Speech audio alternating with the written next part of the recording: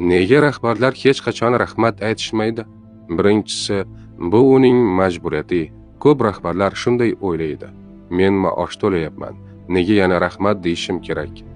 Ular pulni yagona minnatdorchilik deb bilishadi. Ikkinchisi, masofani yo'qotish qo'rquvi xodim erkalab ketadi yoki bo'shashadi deb hisoblashadi. Rahmat desam, ertaga maoshini oshirishni so'raydi degan asossiz qo'rquv bor. Uchinchisi, jimjitlik yaxshi belgi.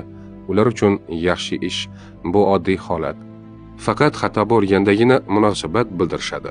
Natija nima bo'ladi? Maosh xodimni ushlab turadi, lekin minnatdorchilik uni ilhomlantiradi. Rahmat eshitmagan xodim robotga aylanadi va birinchi imkoniyatdayoq ishdan ketadi. Aqlli rahbar bo'lishni xohlasangiz, Qora quti kitobini o'qing. Kitob qiziq bo'lsa, buyuz qoldiring.